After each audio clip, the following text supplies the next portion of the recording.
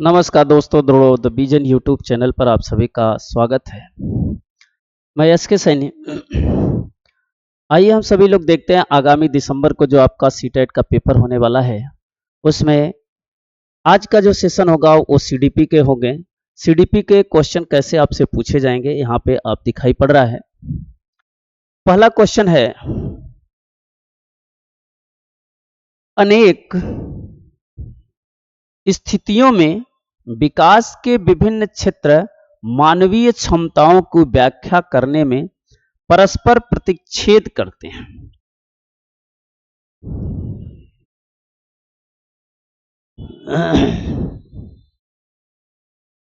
तथापि विकास का कौन सा क्षेत्र प्रत्यक्ष रूप से बौद्धिक योग्यताओं जैसे कि समस्या समाधान, प्रॉब्लम सॉल्विंग, समालोचनात्मक चिंतन और तार्किक स्पष्टता की चर्चा करता है। तीन चीजें, प्रॉब्लम सॉल्विंग है और क्रिटिकल थिंकिंग है और लॉजिकल थिंकिंग है।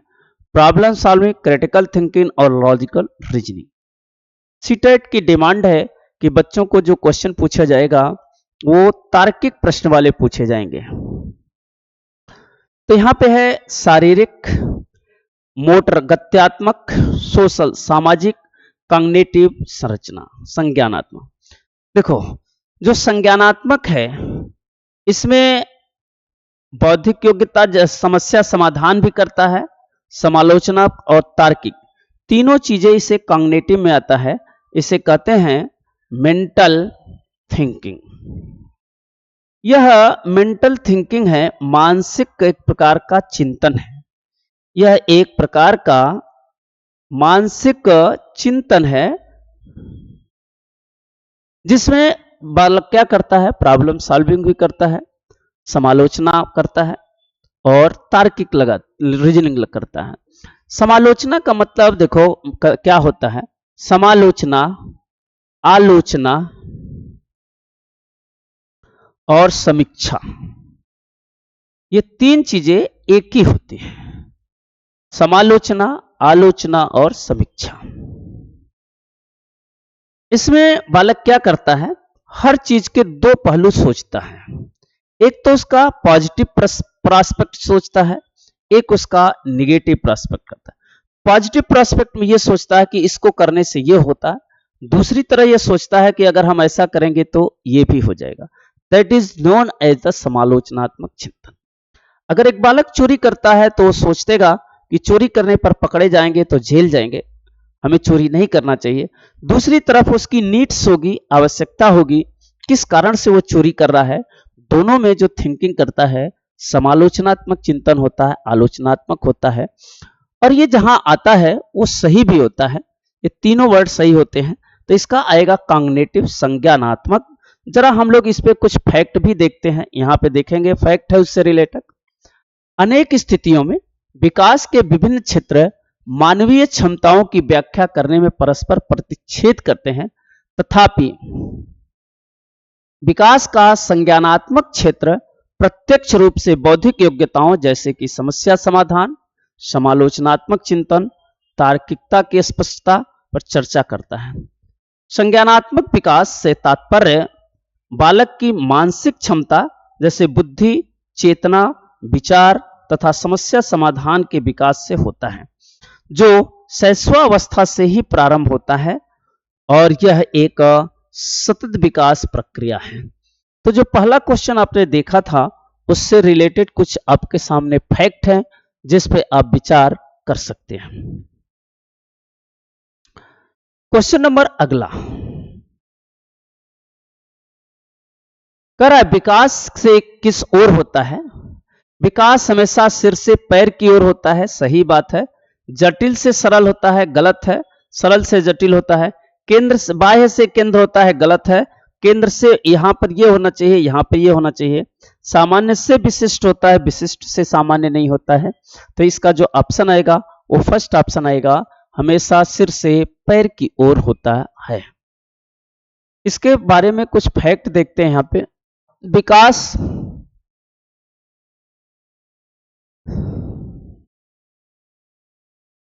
विकास सिर से पैर की ओर होता है। विकास का सिद्धांत मस्तकात्मक सेंट्रीफ्यूगल सिद्धांत कहता है कि सिद्धांत के अनुसार बच्चा पहले सिर, फिर हाथ, फिर पैर पर नियंत्रण हासिल करता है। अर्थात पहले 2 महीनों में सिर और चेहरे की गतिविधि पर नियंत्रण से बाल्यावस्था का विकास होता है। अगले कुछ महीनों में वह अपनी बाहों का उपयोग करके स्वयं को ऊपर उठाने में सक्षम होता है और फिर पैर को अंगुली पर नियंत्रण करता है, हासिल करता है और इसे दिन प्रतिदिन रंगने, चलने, कूदने और चढ़ने में सक्षम करता है। तो पहले जो है बालक का सिर पर नियंत्रण होता है, उसे कुछ महीनों बाद जो है आपके पैर पर, अंगुलियों पर नियंत्रण होगा। तो इस तरह से बालक का विकास कैसे होता है, सिर से पैर की ओर होता है। एक दूसरी विकास है जिसे कहते हैं केंद्र से परिधि की ओर। यहां पे बालक का केंद्र है, केंद्र से बाहर की ओर विकास होता है। यानी सबसे पहले रीढ़ की हड्डी होगी, फिर हाथ बनेगा और हाथ के बाद जो है क्या बनेगी, अंगुली बनेगी। ऐसी भी विकास होती है, इसे केंद्र से परिधि की ओर कहते हैं।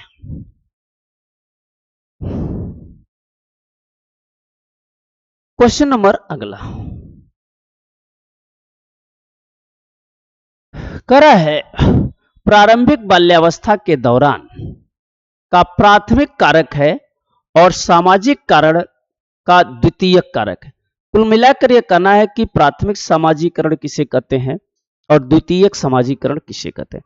देखो, प्राथमिक सामाजिकरण बालक का परिवार होता है, घर होता है, और द्वितीयक जो होता है वो विद्यालय होगा, पत्र पत्रिका होगा, इंटरनेट की दुनिया होगी, मित्र मंडली होगी, ये सारे होते हैं। तो कह रहा है संचार का माध्यम और परिवार। संचार का माध्यम ये द्वितीयक है, सेकेंडरी है, और यहाँ पहले प्राथमिक पूछा है फिर द्वितीयक पूछा। परिवार प्राथमिक है दोनों, ये प्राथमिक है द्वितीयक है, लेकिन क्वेश्चन के अकॉर्डिंग पहले प्राथमिक बताना है फिर द्वितीयक बताना। विद्यालय द्वितीयक होता है, परिवार प्राथमिक होता है, फिर विद्यालय द्वितीयक होता है। इसका ऑप्शन सी होगा। पहले परिवार होगा फिर बालक का विद्यालय होगा। मुद्रित माध्यम ये दोनों द्वितीयक हैं, सेकेंडरी हैं। तो हमें पहले बताता था प्राइमरी कौन होते हैं और फिर सेकेंडरी कौन होता है। प्राइमरी में जो आपको यहां पे उससे कुछ रिलेटेड प्रश्न है। प्रारंभिक बाल्यावस्था के दौरान परिवार सामाजिकरण का प्राथमिक कारक है, क्योंकि बाल्यावस्था के प्रारंभिक 5 वर्षों में परिवार ही बालक के सीखने की प्रक्रिया में अहम भूमिका निर्वहन करता है, जिसमें माता पिता बालक के प्रारंभिक शिक्षक होते हैं, जो कि प्राथमिक तौर पर आचरण, सभ्यता, संस्कृति, भाषा तथा नैतिक गुणों का ज्ञान देते हैं। बाल्यावस्था के विकास के क्रम में विद्यालय सामाजिकरण का द्वितीयक कारक है, क्योंकि विद्यालय में ही बालक चहुमुखी विकास की प्रक्रिया प्रारंभ होती है तथा विद्यालय बालक के पूर्व ज्ञान को नवीन ज्ञान से जोड़ने में सहायक की भूमिका का निर्वहन करता है, जिससे बालक जो है ज्ञान में सक्रिय अधिगमकर्ता बन जाता है। तो घर के जो शिक्षा होती है और जो विद्यालय की शिक्षा होती है, जो विद्यालय में शिक्षा मिलेगी कि जो पूर्व ज्ञान लिया है उसको ज्ञान को जोड़ करके आगे की ओर बढ़ाएगा। तो इस तरह से इस पे कुछ फैक्ट हम लोगों ने देखा। फिर हम अगला क्वेश्चन देखते हैं। क्वेश्चन कर रहा है जीन पियाजे के सिद्धांत के अनुसार अगर एक स्कीमा संतुष्ट परिणाम नहीं देता है तो उत्पन्न होता है। देखो, 2 चीज है, एक तो होता है बैलेंस, संतुलन। संतुलन में क्या होता है, बालक जो है स्कीमा और वातावरण में, स्कीमा और वातावरण में संतुलन बना लेता है, और असंतुलन उसे कहते हैं जो स्कीमा और वातावरण में संतुलन नहीं बनाता है। वातावरण में संतुलन नहीं बनाता है तो इसे हम कहते हैं असंतुलन। तो कह रहा है यहां पर स्कीमा और संतुलन, संतुष्टि नहीं होता है, स्कीमा और वातावरण में संतुलन नहीं कर पाता है, नहीं दिया हुआ है, तो इसे कहते हैं क्या? अनबैलेंस, डिसइक्विलिब्रियम, असंतुलन। अनुकरण भी है, कंजर्वेशन का गुण भी है, ये तो वाइगोस्की का है, इसे हम वाइगोस्की के अनुसार कहते हैं। और ये जो आपका क्वेश्चन है यह असंतुलन की बात कहता है। इससे संबंधित कुछ फैक्ट भी देखते हैं हम लोग यहाँ पे। जीन पियाजे के सिद्धांत के अनुसार अगर एक सीमा संतुष्ट नहीं होता तो यह असंतुलन उत्पन्न होता है। असंतुलन की स्थिति में बालक में अंतःप्राग चिंतन का प्रभाव पड़ता है, जिससे बालक के मन में कार्य करने के प्रति असंतोष की स्थिति उत्पन्न होती है। जीन पियाजे ने अपने सिद्धांत के 4 प्रमुख अवस्थाएं का वर्णन किया है। संवेदी गामक 0 से 2 वर्ष, दूसरा है पूर्व संक्रियात्मक अवस्था 2 से 7, मूर्त संक्रियात्मक अवस्था 7 से 11 वर्ष की है, और औपचारिक यानी अमूर्त औपचारिक संक्रियात्मक 11 से 15 वर्ष की अवस्था में जीन पियाजे ने बताया था संरक्षण की भूमिका मूर्त संक्रियात्मक अवस्था में होती है। अगला क्वेश्चन फिर हम लोग देखते हैं, क्वेश्चन नंबर अगला।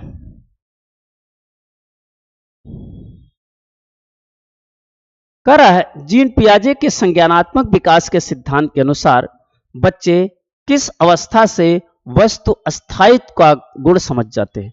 संवेदी गामक अवस्थाएं में जो 18 से 24 माह का बालक होता है, इसी अवस्था में ऑब्जेक्ट परमानेंट, ठीक है, ऑब्जेक्ट परमानेंट वस्तु अस्थायित्व का गुण आता है, वस्तु अस्थायित्व का गुण आता है। ऑब्जेक्ट परमानेंट जो है जब बालक 0 से 2 वर्ष का है, उसी में लास्ट स्टेज में जब 18 से 24 वर्ष का होता है तो ऑब्जेक्ट परमानेंट का गुण आता है, वस्तु अस्थायित्व का गुण आता है। वस्तु अस्थायित्व का गुण का मतलब यह होता है अगर किसी चीज को बालक को दिखा दो तो उसके दिमाग में जो है क्या होता है, छप जाता है। अगर इस वस्तु को हटा भी लेंगे तो वो दिमाग उसे बता देगा कि काली सी पेन थी जिसके ऊपर नोक था, ये था। यानी जो भी चीज आप देख आएंगे और कुछ समय हटा लेने के बाद भी उसके चित्र बालक के मन में छप जाता है, इसे हम कहते हैं वस्तु अस्थायित्व का गुण है। अगला क्वेश्चन देखो, रमन के सम्मुख हेंज की दुनिया प्रस्तुत की गई। उसने प्रक्रिया अवस्था में हेंज को पैसा नहीं चुराना चाहिए क्योंकि चोरी करना अपराध है और ऐसा करने से समाज में अव्यवस्था पैदा होगी। वर्तमान में रमन नैतिक विकास की किस अवस्था में है? आज्ञाकारिता, ये यांत्रिकीय उद्देश्य, अच्छा लड़का और कानून और व्यवस्था उन्मुख। इस समय बालक जो है 4th स्टेज में है, कानून और व्यवस्था उन्मुख अवस्था में है। वो समझ रहा है कि हमें पैसा चुराने से क्या होगा, पनिशमेंट मिलेगा और यह अव्यवस्था फैल जाएगी। इस अवस्था को हम कहेंगे कानून और व्यवस्था। ये दोनों जो है सोशल नीड्स है, बालक के सामाजिक नीड्स है, और ये दोनों पूर्व रूढ़िवाद सिद्धांत है, पूर्व रूढ़िवाद सिद्धांत है, और ये दोनों रूढ़िवादिता में आता है। रूढ़िवादिता सिद्धांत या परंपरागत सिद्धांत। तो इस अवस्था में बालक में क्या आएगा, इस हिंज के प्रति चोरी करने से क्या होगा, अव्यवस्था फैल जाएगी। जो कानून बना है लोगों के भले के लिए बना है। यहां देखेंगे रमन ने सम्मुख हेंज की दुनिया प्रस्तुत की। उसने प्रतिक्रिया व्यक्त की कि हेंज को पैसा नहीं चुराना चाहिए क्योंकि चोरी करना अपराध है और ऐसा करने से समाज में अव्यवस्था पैदा होगी। वर्तमान में रमन कानून और व्यवस्था अभिविन्यास, देखो यहाँ पे दिया हुआ है, कानून और व्यवस्था उन्मुख अवस्था में है। यह कोहलबर्ग के नैतिक सिद्धांत के लौकिक स्तर, देखो इसका नाम एक और है, लौकिक स्तर की अवस्था के 4 अंतर्गत रखा गया। कोहलबर्ग ने विचारधारा हिंज की संदेहात्मक किम कर्तव्य विमूर्ता पर बना है।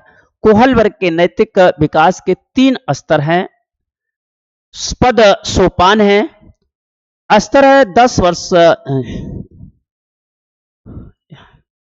पूर्व लौकिक स्तर 4 से 10 है। देखो कभी कभी कहता है रूढ़िबद्ध अवस्था, परंपरागत अवस्था, और इसका नाम एक और है लौकिक स्तर। 4 से 10 वर्ष का बालक है। इसमें क्या है, सजा और आज्ञा पालन है और बालक को नियम तोड़ने से बचाता है और सोचता है। दूसरा लौकिक स्तर है जो 10 से 13 वर्ष है। इस पर पथ लौकिक स्तर है, 13 से अधिक ऊपर के हैं। यह कार्य किया और दंड पाऊंगा, अतः यह उचित होगा कि मैं नियम विरुद्ध कार्य न करूं। इस अवस्था के कारण सापेक्ष अभिविन्यास अवस्था में मानव का व्यवहार स्वलीन प्रोत्साहित करता है। अतः यह सोचना कि मुझे यह काम अच्छे करना है, शायद मुझे पुरस्कार मिले। इस अवस्था में अच्छा लड़का अच्छा लड़की अभिविन्यास, इस अवस्था में बालक यह सोचता है कि नकल कर लूंगा तो पास हो जाऊंगा, मम्मी पापा खुश हो जाएंगे। अवस्था में ये क्या करता है, चौथी अवस्था में कानून व्यवस्था अभिविन्यास। इस अवस्था में बालक यह सोचता है कि चोरी करना गलत है क्योंकि यह समाज के नियमों के विरुद्ध है। 5वीं अवस्था में सामाजिक संविदा अभिविन्यास। इस अवस्था में बालक यह सोचता है कि मैं चोरी कर लूंगा यदि तत्कालीन परिस्थितियों की आवश्यकता हो, जिसका मूल आधार सामाजिक भलाई हो। अगर सामाजिक भलाई के लिए चोरी कर रहे हैं तो वो चोरी नहीं है, सब ठीक है। 6ठी अवस्था में सार्वभौमिक नैतिक सिद्धांत अभिविन्यास है। इसे नैतिक विकास की सर्वोच्च अवस्था कहते हैं। इसमें चालक नहीं है बालक। इसमें बालक यह सोचता है कि किसी की जीवन रक्षा के लिए मैं कुछ भी करूंगा, चाहे मेरी व्यक्तिगत हानि क्यों न हो। तो ये 6 अवस्थाएं हैं। अभी इस बार भी पूछा था 2, 2, 4, 2, 6 टोटल कितने भाग होते हैं, 6 भाग होते हैं। और 6 भाग में क्या क्या लिखा है यहां आपको दिखाया गया। अगला क्वेश्चन हम लोग देखेंगे।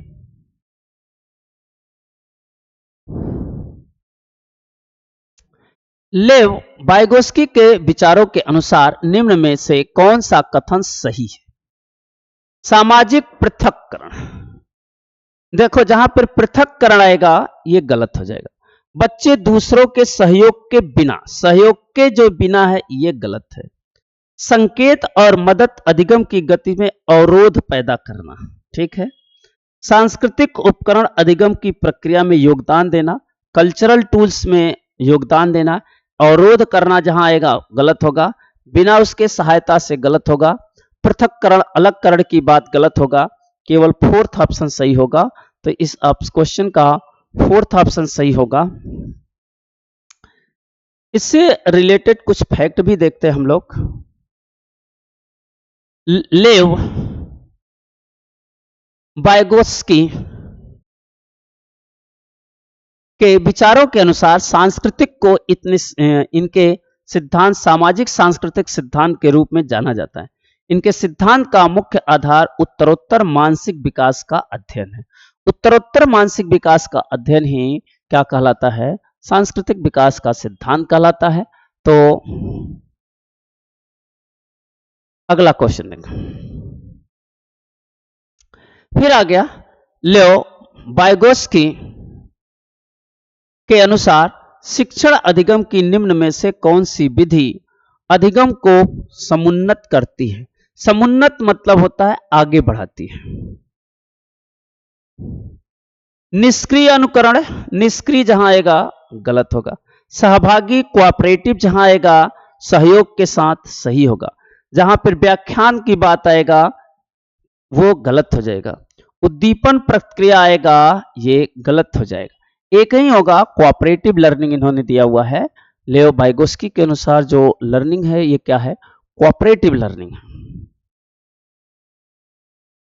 लेव वाइगोस्की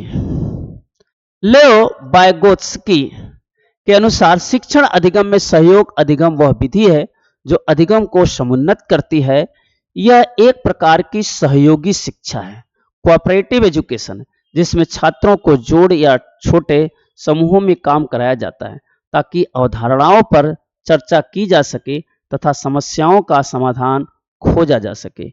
यह व्यक्तिगत शिक्षार्थियों को एक परस्पर सीखने के लक्ष्य को पूरा करने के लिए अपनी विशेषज्ञता, अनुभव, क्षमता संयोजित करने को सक्षम करती है।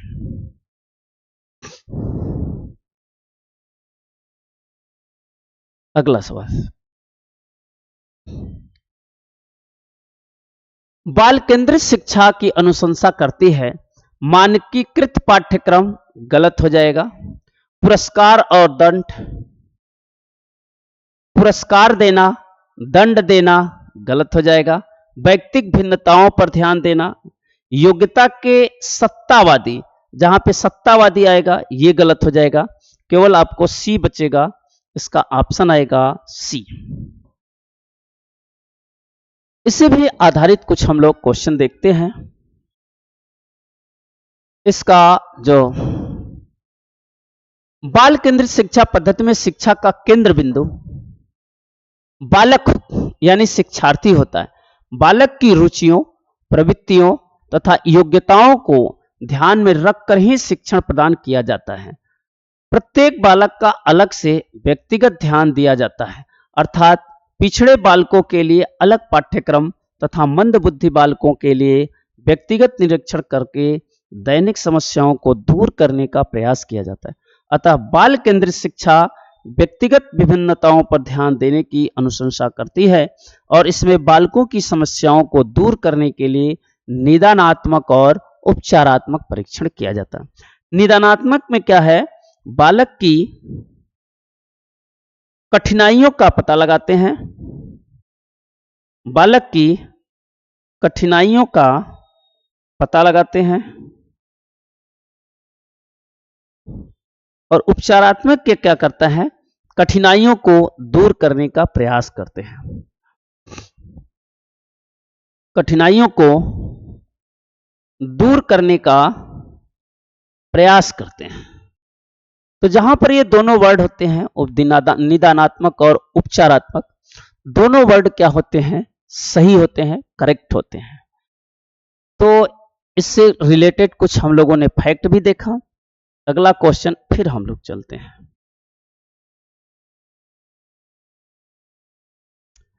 हार्वर्ड गार्डनर के बहुबुद्धि सिद्धांत के अनुसार बुद्धि के सभी बच्चों में एक समान स्तर होती है। सामान्य योग्यता जिसका कोई जैविक आधार नहीं होता, और कह रहा है जन्म से ही स्थिर की बात कर रहा है, फिक्स होता है, और कह रहा है कई प्रकार की होती है और व्यक्तियों के पास विभिन्न प्रकार की बुद्धि भिन्न भिन्न होती है। ये सही है। जहां पर एक समान आएगा गलत हो जाए। जैविक आधार नहीं होता है, ये भी गलत है। जहां पर कांस्टेंट की बात आएगा ये भी गलत है। केवल इसका डी सही होगा। हार्वर्ड गार्डनर ने 9 प्रकार की बुद्धि बताया है और उसमें भिन्न भिन्न होती है। यहाँ पे आप कुछ फैक्ट भी देख लेंगे। फैक्ट भी देखिए, हार्वर्ड गार्डनर बहुबुद्धि सिद्धांत के अनुसार बुद्धि कई प्रकार की होती है और व्यक्तियों के पास विभिन्न प्रकार के बुद्धि के विभिन्न स्तर होते हैं। इस सिद्धांत के अनुसार बुद्धि का स्वरूप एकांकी न होकर बहुकारक होता है। हार्वर्ड गार्डनर ने अपनी पुस्तक frames of mind, frames of mind इनका पुस्तक है, यह वर्णन किया है कि बुद्धि को एकांकी सत्ता के रूप में नहीं देखा जा सकता। हार्वर्ड गार्डनर ने कुल 9 प्रकार की बुद्धि का वर्णन किया है। तार्किक और गणितीय बुद्धि, भाषाई बुद्धि, स्थानिक बुद्धि, शारीरिक गतिकी बुद्धि, सांख्यिकीय बुद्धि, पारस्परिक बुद्धि, अंतर्वैयक्तिक बुद्धि, प्रकृतिवादी और अस्तित्ववादी।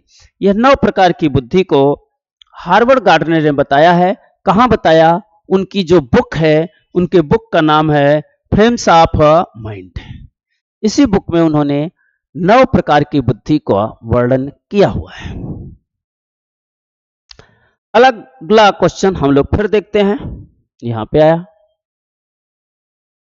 ए और आर करके क्वेश्चन है। यहां पे करा है ए वाला क्वेश्चन करा है, अधिगम का सामाजिक रचनावादी सिद्धांत अधिगम प्रक्रिया को सहज और सुगम बनाने के लिए कक्षा में मुद्रित समृद्ध परिवेश, देखो जहां पर ये आएगा ये सही होगा, सृजन पर बल देता ये सही है, रचनावादी सही है, कुल मिला के ये सही है। भाषा विकास में विद्यालय के परिवेश की कोई भूमिका नहीं होती है। बालक के जो भाषा का विकास होता है विद्यालय की कोई भूमिका नहीं। जब विद्यालय की भूमिका नहीं होती तो बालक का एडमिशन विद्यालय में क्यों कराएंगे, क्यों होगा? तो इस वजह से ये वाक्य गलत है, ये वाक्य गलत है। ए सही है, आर गलत है। इसमें ए सही है, आर गलत है। देखो यहां पे है सी ऑप्शन, ए सही है और आर गलत है। इससे रिलेटेड कुछ फैक्ट भी हो गए और इनको भी हम लोग देखते हैं। यहां पे अधिगम का सामाजिक रचनावादी सिद्धांत अधिगम प्रक्रिया को सहज सुगम बनाने के लिए कक्षा में मुद्रित समृद्ध परिवेश के सृजन पर बल देता है। यह कथन सही है, लेकिन भाषा विकास में विद्यालय के परिवेश की कोई भूमिका नहीं होती है और भाषा विकास पूरी तरह से जैविक परिपक्वता पर निर्भर होता है। यह तर्क गलत है, क्योंकि भाषा विकास में विद्यालय के परिवेश की भूमिका होती है तथा विद्यालय सामाजिकरण के द्वितीयक संस्था है। तो विद्यालय को निग्लेक्ट नहीं किया जा सकता। विद्यालय की अपनी भूमिका है, घर की अपनी भूमिका है और रचनावादी की अपनी भूमिका है। तो सबकी अलग अलग भूमिका है जिसमें बालक सीखता है। यहां तक हम लोग जो है क्वेश्चन किए, हम लोगों ने प्रैक्टिस किया और ऐसे ही प्रैक्टिस हम लोग करते रहेंगे 14 दिसंबर तक। और उम्मीद है आप इस प्रैक्टिस के साथ साथ सीख रहे हैं और कहीं भी कोई भी दिक्कत हो आप मिल सकते हैं। चलते हैं, तब तक सभी लोगों को धन्यवाद।